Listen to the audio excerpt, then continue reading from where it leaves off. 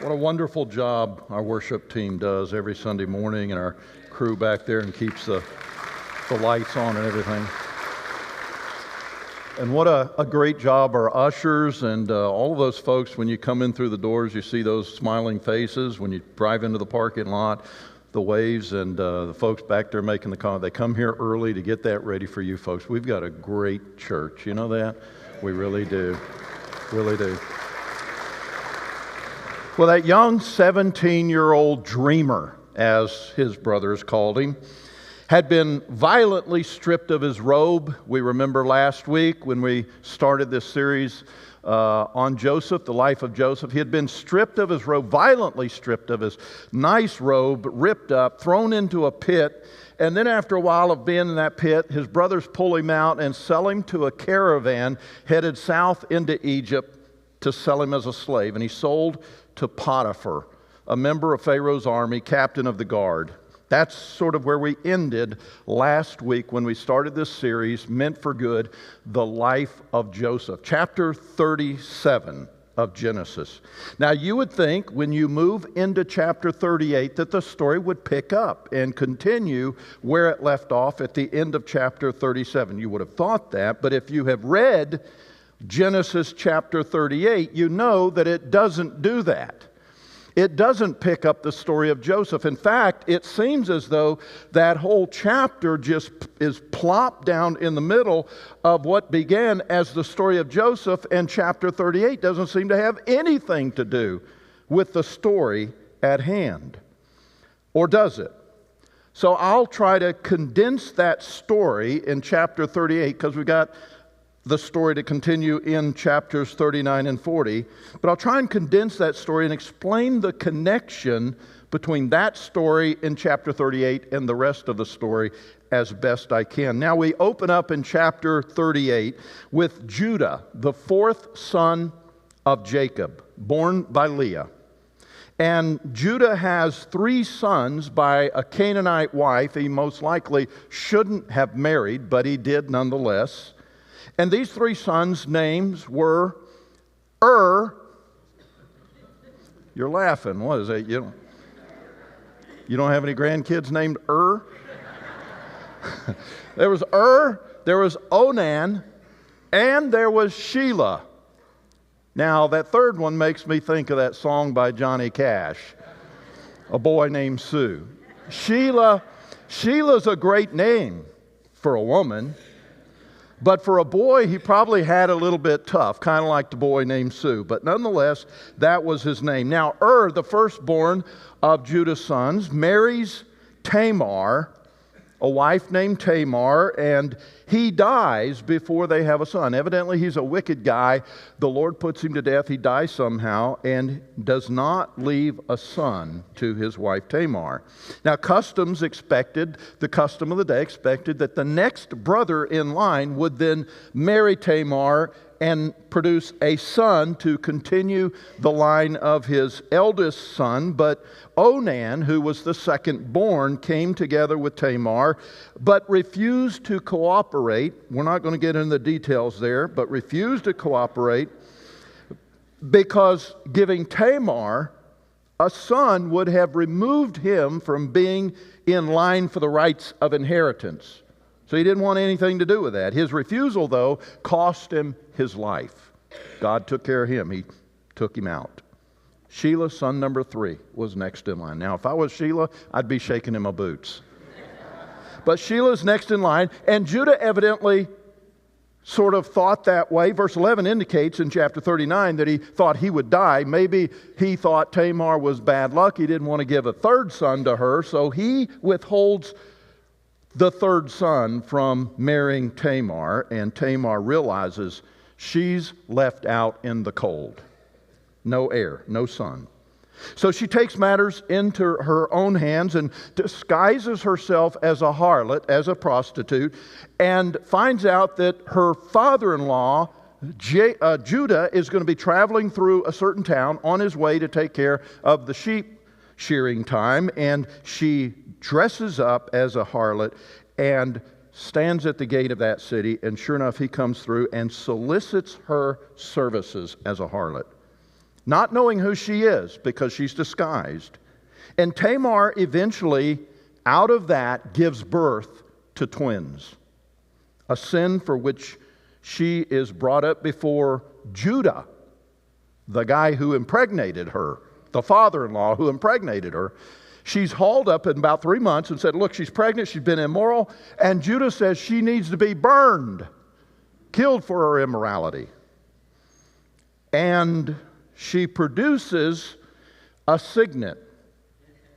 Now, this guy, Judah, had given that to her earlier when he solicited her services because he didn't have payment then. So he said, hold on to these. So she produces a signet, which is basically a seal, kind of like an ID card, and a cord and a staff, and says, well, this is whoever these belong to, that's the one who impregnated me. And Judah is exposed. And it's revealed that they belong to him. And he's forced to confess Tamar to be more righteous than him. And out of that union come the twin boys named Perez and Zerah. Remember those two names, Perez and Zerah. Now let's see how the sordid interlude connects to the other story of Joseph, which we would have thought chapter 38 would have continued, the story of Joseph, and how it connects to the larger story. Remember last week I told you that Genesis is not about necessarily this smaller story of Joseph that takes 37 all the way through the end of the book. It's the smaller story. There's a bigger drama being played out, and that bigger drama being played out is God's covenant promise through Abraham, Isaac, and Jacob to bless the world. That's the main story, if you recall. Now, if we fast forward to the end of the Joseph story in chapter 49 of Genesis, we find that Joseph's family has come into Egypt because of the famine, and they're flourishing there. And Jacob, the patriarch and the father of the 12 sons, of which Judah is one, he's close to death, we're told in chapter 49. And he calls his 12 sons to his bedside, as the patriarchs were prone to do, to bless each one of his sons before he dies. And in chapter 49, verse 10, you'll notice that when he gets to Judah, the one that chapter 38 is all about, when he gets to Judah, he pronounces his blessing and a prophecy over Judah. In chapter 49, verse 10, and the New American Standard is a more accurate translation of what's given there, and it says this, the scepter. Now, what is a scepter? A scepter is usually what a king holds. The scepter shall not depart from Judah, nor the ruler's staff from between his feet, until what? Until Shiloh comes. That is a proper name that has long been understood as a messianic title. A title for the Messiah who is to come.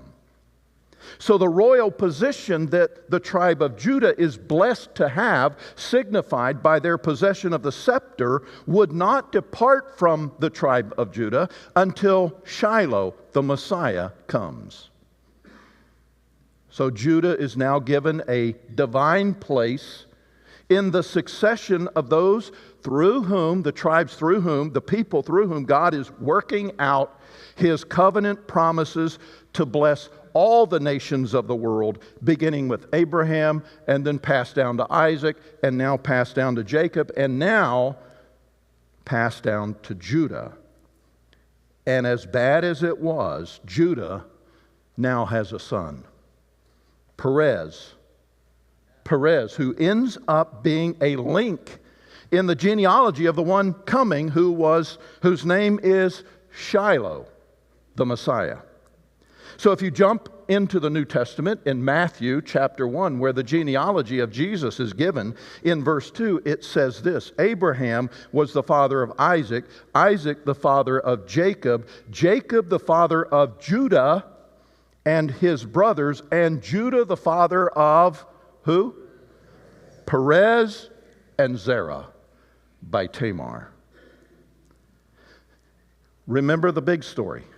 The big story is not chapter 38 and Judah and all of that mess, nor is it the story of Joseph, although that's a bit part in the larger drama, which begins in chapter 37, verse 2. We're reminded that this whole Joseph story, this is about, these are the generations of Jacob. The big story, the drama that continues. And it's interesting that the translation of this name, the Hebrew word for Shiloh, translated means rest bringer, or the one who brings peace. And so when you look in the Gospels, what do you find? The Messiah, Shiloh, he says in Matthew 11:29, "Take my yoke upon you and learn from me, for I am gentle and lowly in heart, and you will find rest for your soul."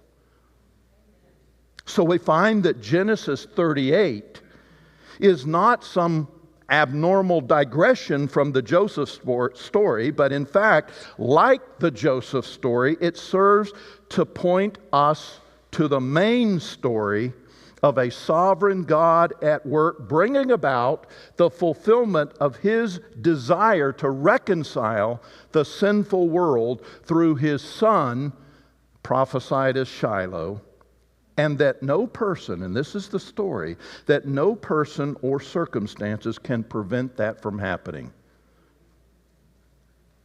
John Walton, in his commentary, reminds us of this fact. He says, quote, "The depths of God's sovereignty are not demonstrated by His repression of our choices that inevitably reveal our sinfulness and fallen self-will, as Judah's story illustrates in Genesis 38, but by the fact that there is no choice that you and I or Judah or anybody else can make, however sinful or fallen, that can interfere with God's sovereign plan."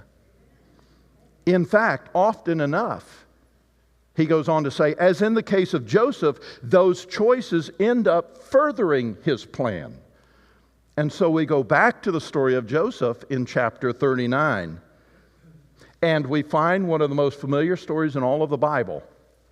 This incident between Joseph and Potiphar's wife. You remember the story, right? Joseph has been delivered to Egypt as a slave. He's sold to Potiphar, an officer of Pharaoh, a captain of the guard. So Joseph makes the most of an unfortunate set of circumstances. He can't do anything about what's happened to him. So what does he do? In Genesis 39, verses 2 through 4, it says this: "The Lord was with Joseph, and he became a" what? "A successful man." He was only 17 when he was taken to Egypt. So he's a young, successful man, and he was in the house of his Egyptian master. His master saw that the Lord was with him, and that the Lord caused all that he did to succeed in his hand. So Joseph found favor in his sight and attended him, and he, that is his master, made him overseer of his house and put him in charge of all that he had. Whatever Potiphar wanted, Joseph made it happen.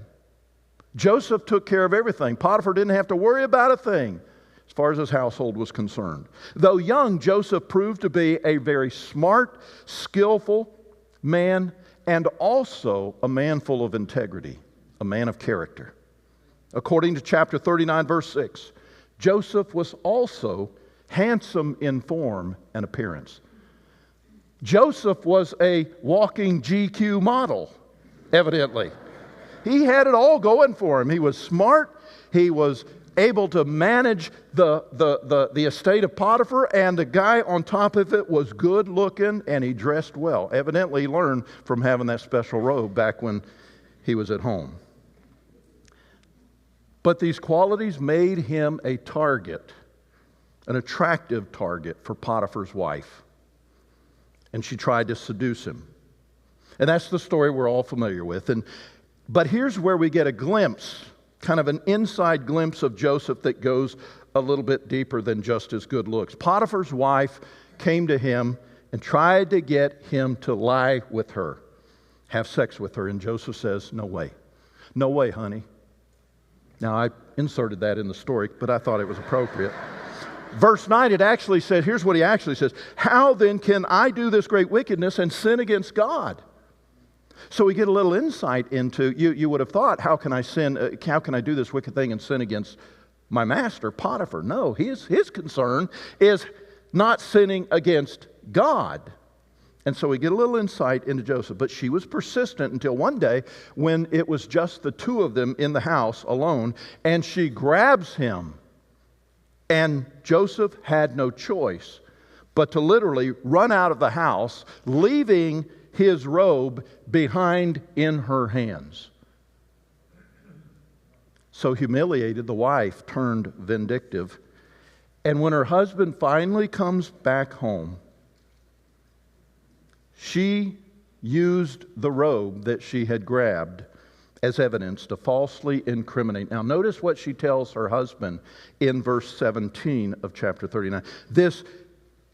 This Hebrew servant her husband had brought into the house to laugh at her. So she sort of is trying to shift the blame on the husband, who should have known better than to bring this Hebrew servant into the household to laugh at her and to make fun of her. See how she's shifting the blame? But think about this, though. What I noticed here, this is the second time Joseph's robe got him in trouble. You remember the first time? The robe of many colors, the brothers that Jacob designated Joseph as a favorite son, they stripped that thing right off of him. And now, again, this robe has got him in trouble. I'm wondering, maybe Joseph should have dressed down instead of dressing up. I don't know. Maybe that would have helped. But of course, the husband, when the report is given to him, the husband listens to his wife, and Joseph ends up in the slammer where the king's prisoners are confined, according to verse 20. But even then, being falsely imprisoned, Joseph maintained his integrity and his positive outlook in spite of the circumstance. The guy can't seem to get a break, and yet he stays positive. Verse 39, or chapter 39, verses 21 and 23, we're told, "But the Lord was with Joseph and showed him steadfast love and gave him favor in the sight of the keeper of the prison." And then verse 23, "The keeper of the prison paid no attention to anything that was in Joseph's charge because the Lord was with him. Whatever he did, the Lord made it succeed." It sounds like a do-over from Potiphar's house, right? When he shows up at Potiphar's house. He was such a good manager of everything, could be trusted. He says, it's in control of you. He ends up thrown unjustly in prison, and now there he shines the same. And the prison warden puts him in charge of everything.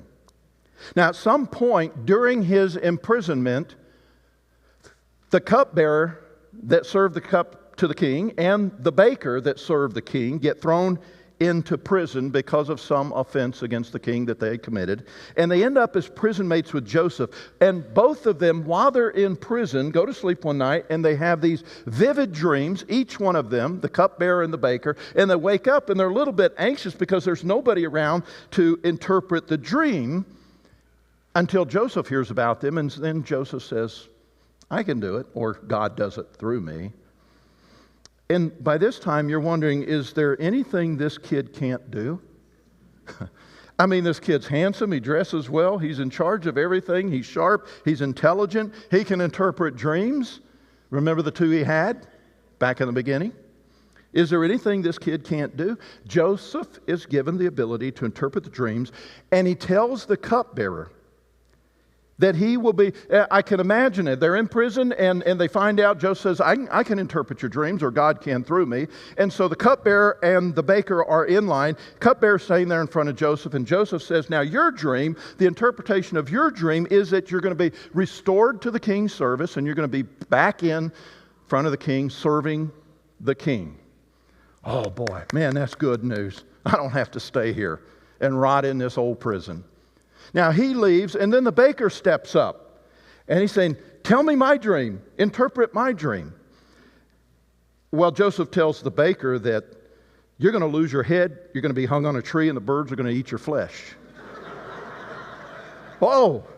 The baker's probably thinking, that's not what I thought. That's not what I was expecting here. But Joseph, that's what's going to happen. And sure enough, both happened exactly as Joseph said. But the chapter 40 is where we're at now, ends with this note. "Yet the chief cupbearer did not remember Joseph, but forgot him. You see, when Joseph interpreted the first dream of the cupbearer, he told the cupbearer, "Remember me when it is well with you, and please do me the kindness to mention me to Pharaoh and get me out of this house," or this prison. So the cupbearer gets his job restored, and yet at the end of chapter 40, he forgets totally about Joseph. And then Genesis 41 in verse 1 indicates that 2 more years elapsed. And so whatever time he was in prison beginning to the interpretation of the dreams, and then 2 more years after that, Joseph is in prison. So having looked at all of the circumstances of Joseph, the kid can't seem to get a break. One might conclude that God just had it in for Joseph. Or at least that God had given up on Joseph. Joseph might have assumed, in light of all of the circumstances, that God had given up on him. And no one would have blamed Joseph, would they, if he had something like the words of Job's wife echoing in his ears when God took it all away from Job, and his wife sticks her head out the door and says to Job, "Do you still hold fast your integrity? Curse God and die." Maybe that's what Joseph was beginning to wonder if he should do. Or maybe more accurately, based on the context of the story, Joseph likely had ringing in his ears this question: "God, what about the dreams you gave me? You gave me 2 dreams where my 11 brothers were standing in front of me, bowing before me, and I was in some kind of a position of authority. And then he had another dream where all 12 or 11 sons and his parents were bowing before him in his position of authority." And he's probably wondering, what about those dreams, Lord? What happened to that? They all went down the tubes. But what Joseph's story, especially here in chapters 39 and 40, show us is that Joseph could have allowed the negative circumstances that surrounded him to paralyze him and send him into some sort of a fetal position, and to begin feeling sorry for himself and see himself as the victim of circumstances beyond his control. He could have done that. The truth is, circumstances in a broken world very often are beyond our control, aren't they? Have you noticed that in life? In your decades of living, have you noticed that you're not in control? That things happen, good and bad. But Joseph refused to allow circumstances to define him. Rather, he allowed circumstances to refine him, not define him. That's our lesson this morning. That's the one takeaway. I hope you remember it. Circumstances don't define us, they refine us. But here's the issue. It depends on you which way it's going to go. Whether you curl up in a fetal position and look at yourself as some sort of victim of life's circumstances and let that define you, or whether you're going to choose to let the circumstances that come in life, some of which aren't always good, aren't always fair, aren't always just, are you going to let them refine you, hone you, sharpen you, and make you a better person? Do you let your circumstances define you, or do you allow them to refine you? In the words of the Hebrew writer in the New Testament, chapter 12, verse 11, he says this: "For the moment, all discipline seems painful rather than pleasant. But later, it yields the peaceful fruit of righteousness to those who have been trained by it." Who have been trained by it. Now, next week, if you come back, we're going to see how this plays out in Joseph's life. But right now, we're looking at this idea of how you deal with circumstances in your life. Joseph didn't deny the pain that these unfortunate circumstances had brought into his life. He was honest with himself. He didn't try to pretend like reality didn't exist, like he wasn't hurting, it wasn't painful going through what he was going through. In chapter 40, in fact, in verses 14 and 15, he hints at that to the cupbearer. After interpreting the cupbearer's dream, he said this, "Only remember me when it is well with you, and please do me the kindness to mention me to Pharaoh, and so get me out of this house." Now look what he adds here. "For I was indeed stolen out of the land of the Hebrews." He goes all the way back to the beginning of the story. He's still thinking about that. He's not letting it define him, but he still realizes that hurt. "And here also I've done nothing that they should put me in the pit." I've done nothing wrong. See, the secret that enabled Joseph to approach life in this way is found in a couple of strategic verses in the story of Joseph. When he ended up being sold to Potiphar, we're told in Genesis chapter 39, verse 2, the Lord was with Joseph and he became a successful man.